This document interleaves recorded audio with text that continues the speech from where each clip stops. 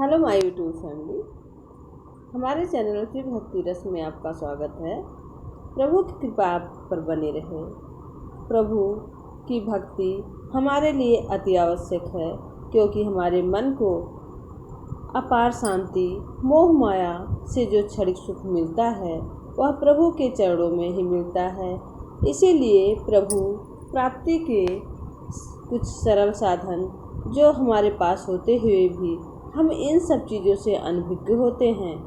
प्रभु को पाना बहुत कठिन नहीं है और बहुत आसान भी नहीं है, लेकिन जो हमारे निमित्त है, जो हम करके प्रभु की शरण में जा सकते हैं, प्रभु की कृपा पा सकते हैं, उस ज्ञान से भी अनभिज्ञ है। तो आइए उस ज्ञान से आपको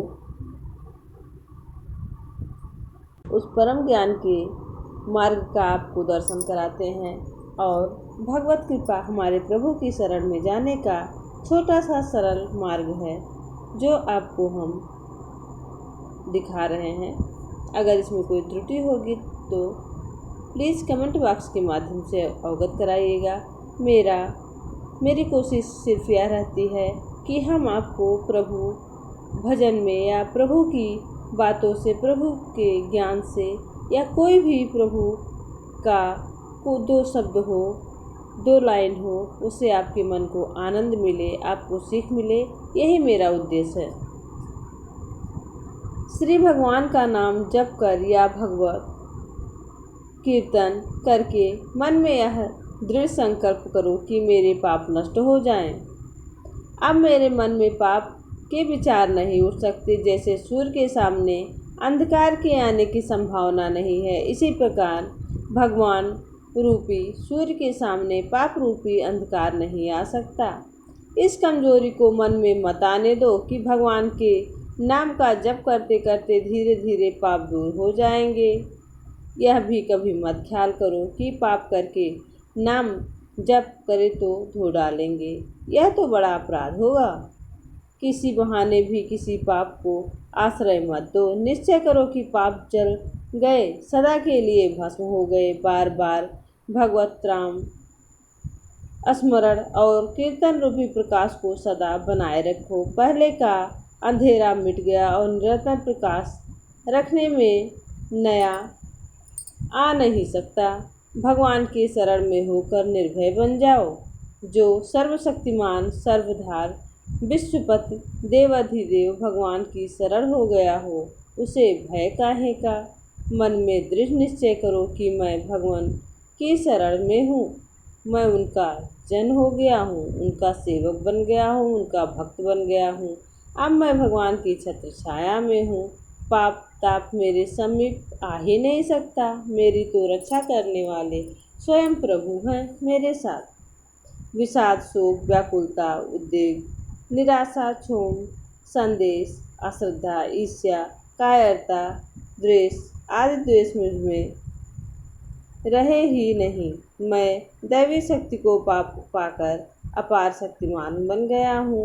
ईश्वरीय बाल पाकर सब भयों से मुक्त हो गया हूँ।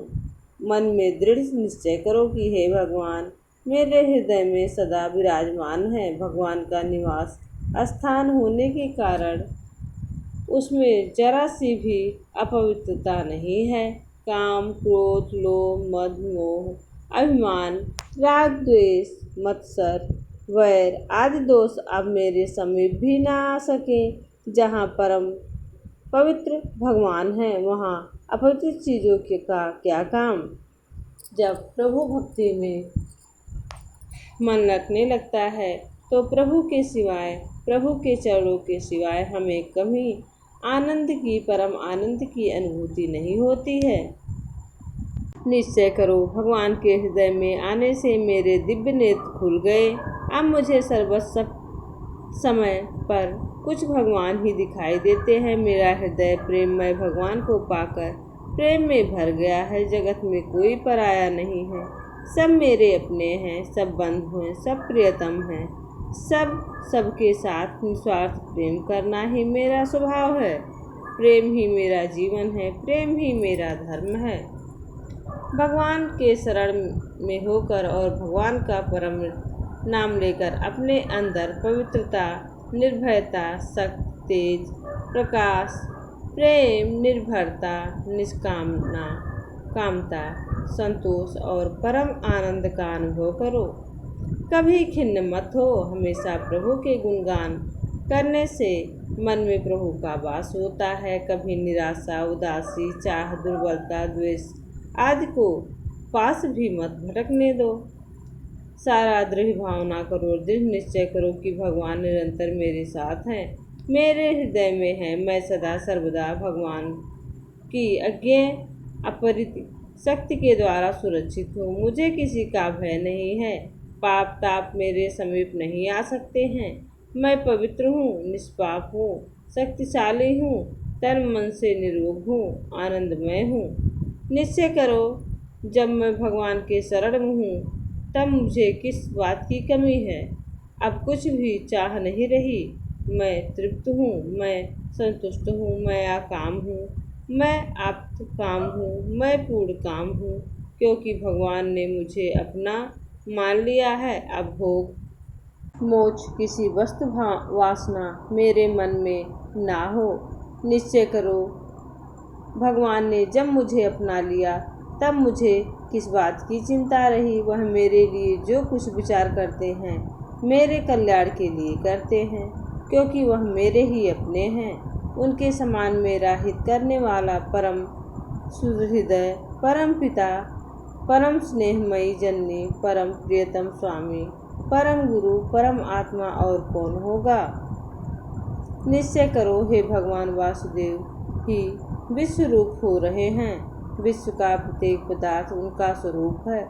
मैं उनके अलग नहीं हूँ, मैं शरीर नहीं हूँ, उन्हीं का अभिन्न अंश हूँ।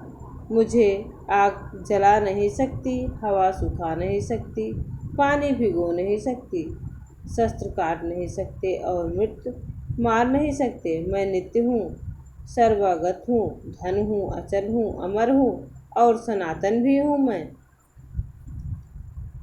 याद रखो, वास्तव में ही तुम शरीर नहीं हो, तुम डराने वाली चीज़ या मरने वाली चीज़ हो ही नहीं। तुम नित्य हो, तुम चेतन हो, तुम आनंदमय हो, तुम भगवान के अभिन्न अंश हो।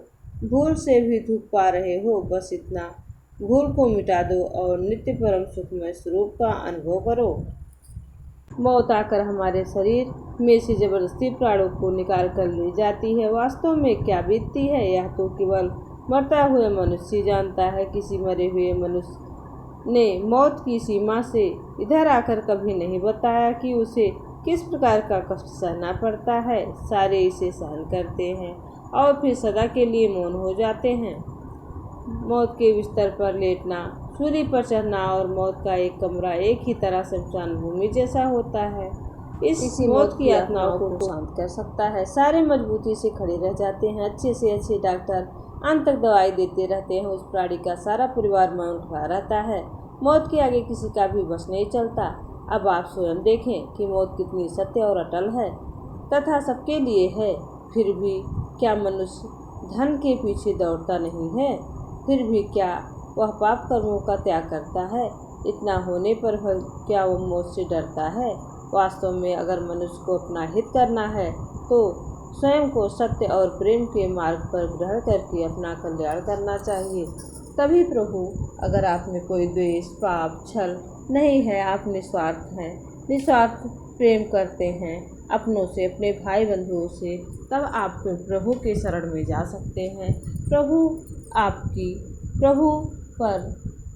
प्रभु आपके साथ हैं हर पल। प्रभु एक छाया बनकर हमेशा आपको मार्गदर्शन करते हैं। अगर आप अपने मन को अपने मन तन से प्रभु के समर्पित होना चाहते हैं तो प्रभु का मंदिर में जाने से, ना ही कीर्तन भजन करने से, प्रभु को सिर्फ अपने मन में याद करने से प्रभु आपके आँखों में, आपके मस्तिष्क में, आपके तन मन में व्याप्त हो जाते हैं। प्रभु की भक्ति पाना आसान भी है और बहुत कठिन है। कठिन उनके लिए है जो भक्ति का मतलब तात्पर्य ही नहीं समझते, और भक्ति उनके लिए आसान है जो प्रभु को अपने पास और अपने बहुत ही नज़दीक मानते हैं। उन्हें विश्वास है कि हम प्रभु के बनाए हुए पुतले हैं और इन पुतलों की रक्षा स्वयं भगवान करते हैं, भोलेनाथ करते हैं, तो हमें किस बात की चिंता। जय भोलेनाथ, जय जय भोलेनाथ, जय जय भोलेनाथ।